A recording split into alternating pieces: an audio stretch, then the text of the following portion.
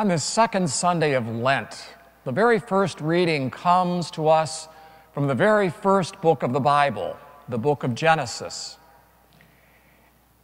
And in 35 years of being a priest, I don't believe I have ever preached on this particular passage before.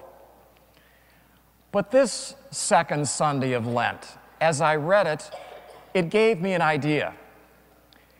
It's the Lord talking to Abram, who was later called Abraham. And let me read just 4 verses of that lesson to you. Notice, as I noticed, that in every single line we find the word bless or blessing.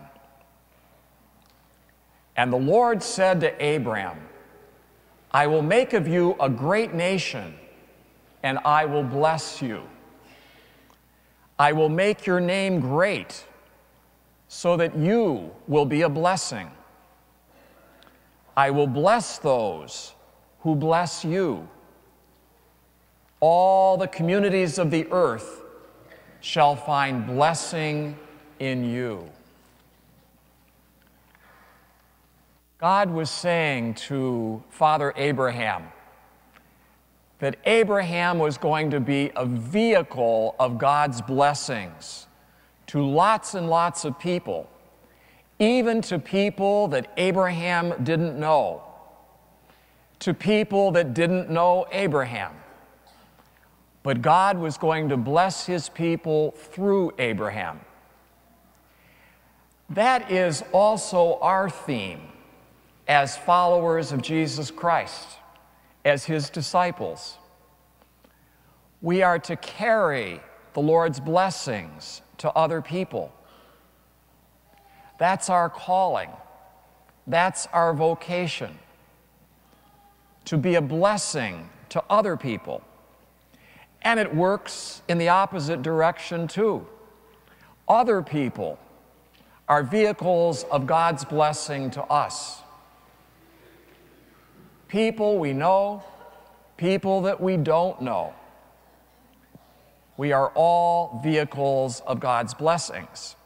And so, how does that suggest that we're supposed to live our lives? Very much aware that we have a part to play in conveying God's blessings, in receiving God's blessings, and so we should live lives that are thankful, grateful for all of God's blessings. There was a gentleman by the name of Charles Plum. Charles had been a United States Navy jet pilot. He was in active duty during the Vietnam conflict. He had flown 75 missions, and then he was gunned down. And as Charles Plum was bailing out of his plane, his parachute opened in the air, and he landed on the ground safely. But he was captured, and he spent 6 years in a communist prison. After his release, Charles Plum began giving lectures about his ordeal and what he had learned. He and his wife were in a restaurant, and a gentleman came over to their table, and the man said to Charles Plum, "Your name is Plum, isn't it?" "Well, yes." "And you were a United States Navy jet pilot and used to take off from the aircraft carrier, the Kitty Hawk, right?" "Well, yes." "And you were shot down?" "Yes," Plum said. "How did you know that?" And the man standing at the table said, "I know it because I packed your parachute." And then he said, "And it looks like it worked." And Charles Plum said, "Yes, it did. thanks to you, and I'm here today. End of story? Hardly. Charles Plum couldn't sleep that night. He had been racking his memory to try to picture who that man was that many years ago as a young sailor. He couldn't place him, but the young sailor knew him. He'd wondered how many times he had seen that sailor and never even wished him a good morning or asked him how he was doing. And why would he have, he thought? After all, I was a jet pilot and he was just an ordinary sailor.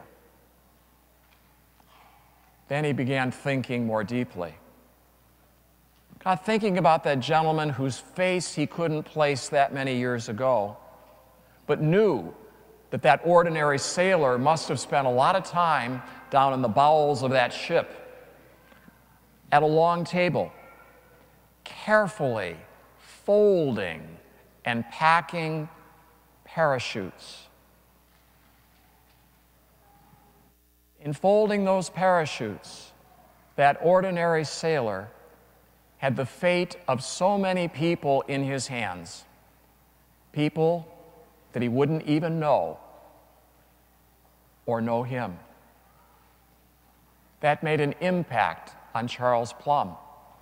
So as he was giving his lectures all over the country, he added something. He would turn to the audience and say, "And who is packing your parachute?" Meaning, we don't do it all by ourselves in life. Other people are blessings to us. Perhaps people we don't even know. Charles remembered that when he bailed out of his plane before it crashed, he took with him his physical parachute, he took with him his mental parachute, he took with him his emotional parachute, and he also took with him his spiritual parachute. And he had received all of these things from other people, and he'd received them gratefully. And he realized that if he truly is thankful, he had to pass on blessings to other people too. And so I ask you today, who packed your parachute during this past week? Who made you lunch? Who did your laundry? Who fixed your car? Who cleaned your street? Who picked up your garbage? Who took your pulse? Who waited on your table? Who delivered your mail? Who packed your parachute this past week? And of course, this being the second Sunday of Lent, we can ask the other way around. And whose parachute this past week did you pack? Or fail to pack? For whom were you a blessing during this past week? Or whom did you fail to bless this past week when you might have? We're all so busy.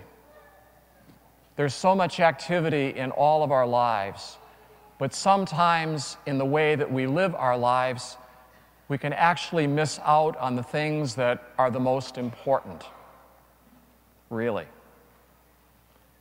Wishing somebody sincerely a good morning, or saying please and thank you from the heart. Noticing some good about somebody and saying it. Doing something nice for somebody else that you didn't have to do only because you could do it, and so you did it.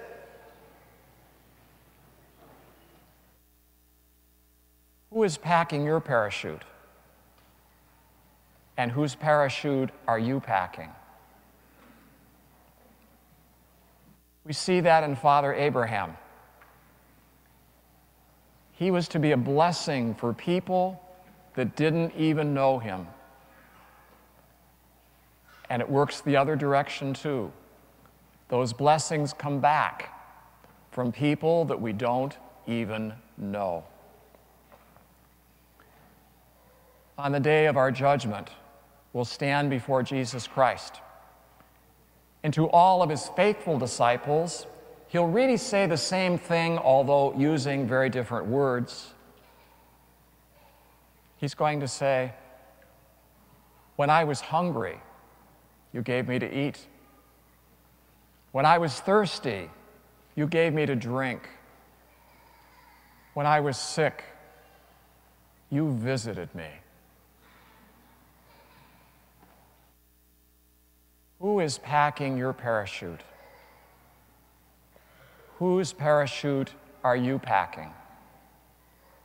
And what is the moral for this second Sunday of Lent? Simply this: start packing parachutes for others and start blessing those who pack yours.